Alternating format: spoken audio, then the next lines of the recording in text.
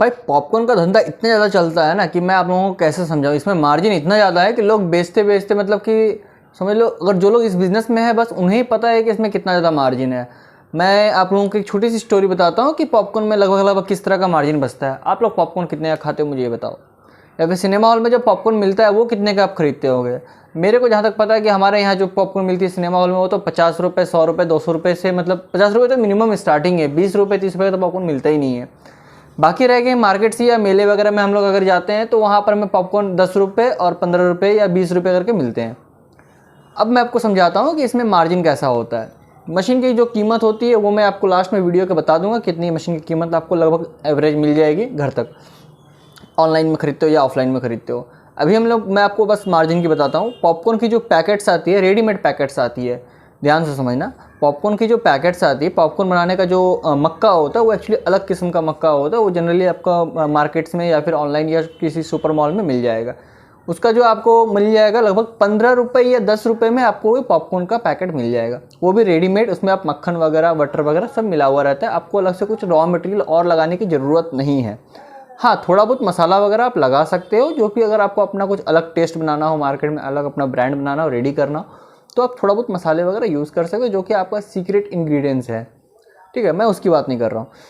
जो 15 रुपये का पैकेट होता है ना, वो समझ लो भाई साहब, मतलब लगभग लगभग अगर आप 200 रुपये का पैकेट बेच दो, ठीक है, 200 रुपये या फिर 150 रुपये का, तो वो 15 रुपये का पैकेट ख़त्म हो पाएगा तुम्हारा। इतना ज़्यादा पॉपकॉर्न बनता है उसमें, तुम समझ लो आप कितना ज़्यादा मार्जिन है। अगर कोई 15 रुपये लगा करके 200 रुपये का सामान बेच रहा है तो समझ लो भाई 10 गुना से भी ज़्यादा बेच रहा है वो भाई। तो सोचो कितना ज़्यादा मार्जिन है। अब तुम लोग आइडिया लगा लो बस। चीज़ बिकने पे होती है और टेस्ट के ऊपर होती है। सिनेमा हॉल में तो बस छोटे छोटे पॉपकॉर्न के पैकेट होते हैं, मुश्किल से वो मैं लगता हूँ 15, अगर आप 15 रुपये का पैकेट खरीदते हो ना, 15 रुपये का पैकेट में आपका करीबन करीबन समझ लो आप 250 ग्राम होता है। ठीक है, अब 250 ग्राम का पॉपकॉर्न का कोई पैकेट तो आता नहीं है। हम लोग अगर वजन करेंगे तो मुश्किल से 10 ग्राम या 20 ग्राम का पॉपकॉर्न का पैकेट होता है, जो 10 रुपये करके मार्केट्स में मिलते हैं। और अगर वो मतलब हम लोग चले गए सिनेमा हॉल या किसी मॉल वगैरह में जहाँ पॉपकॉर्न एकदम कप में मिलते हैं, बड़े से पैकेट में मिलते हैं, तो उसका पैकेट का दाम मुश्किल से आप 2 रुपये पकड़ लो। ठीक है, तो अब मैं आप लोगों को क्या बताऊं भाई, बिजनेसमैन हो तो इतना आइडिया तो आप लगा ही सकते हो। ठीक है, तो पॉपकॉर्न का धंधा में लॉस होने का कोई चांस नहीं है। हाँ, बस थोड़ा है कि भाई शर्म साइड रखो, बिजनेसमैन बनो और बिजनेस माइंड की तरह सोचो, ना कि कोई बस एक अपने आप को समझ लो कि भाई मैं तो पॉपकॉर्न बेच रहा हूँ, इतना छोटा सा चीज़ बेच रहा हूँ। बट इसमें जो मार्जिन है ना भाई, अच्छे अच्छे लखपति लोग हो गए हैं इसको बेच बेच के ही। और जो पॉपकॉर्न का धंधा कर लेता है एक बार में, वो भाई सोचता है कि मैं और 4-5 दुकान बैठा लूँ इसी तरह से, किसी तरह से। ठीक है, तो मशीन, अब बात आ जाती है मशीन की बात। हाँ, एकदम सही बात है। मशीन जो आपको मिल जाएगी ऑनलाइन मार्केट प्लेस पे मिल जाएगी। ऑनलाइन मार्केट प्लेस आपका मैं कुछ लिंक नीचे में दे रहा हूँ, आप वहाँ से भी बाई कर सकते हो, या फिर आप गूगल पे भी सर्च कर सकते हो। पॉपकॉर्न मशीन, कमर्शियल मशीन जो होती है वो सब आपको ऑनलाइन में मिल जाएंगे। अगर कहीं आप लोगों के लोकल में ऑफलाइन स्टोर है तो वहाँ से भी मिल जाएंगे। मैं आपको सजेस्ट करूँगा कि अगर कोई आप सुपर मॉल्स या फिर सिनेमा हॉल में लगाने की सोच रहे हो पॉपकॉर्न, तो वहाँ पर आपका इलेक्ट्रिक लगता है, क्योंकि वहाँ पर गैस अलाउड नहीं होता है। हाँ, और दूसरी बात हो जाती है, अगर आपका मतलब कोई दुकान है जहाँ पर आपकी इलेक्ट्रिसिटी की फैसिलिटी है, वहाँ पर भी आप इलेक्ट्रिक मशीन यूज़ कर सकते हो।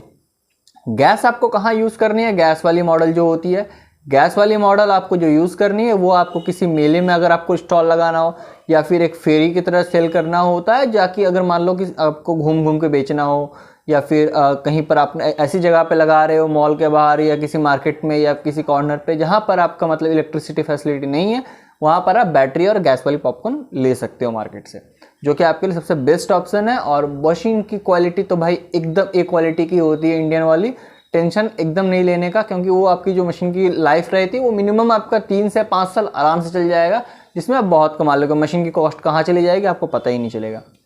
ठीक है, मशीन आपका जो आ जाएगा वो आपका 13,000 से 15,000 के बीच में आराम से मिल जाएगा। वो पे घर बैठे बैठे घर तक आ जाएगी आपको, उससे ज़्यादा कुछ नहीं है। और आपको ऑनलाइन ही आपको ज़्यादा सस्ती पड़ेगी, क्योंकि आप ऑफलाइन में खरीदते हो तो आपको महंगी ही मिलती रिटेलर से।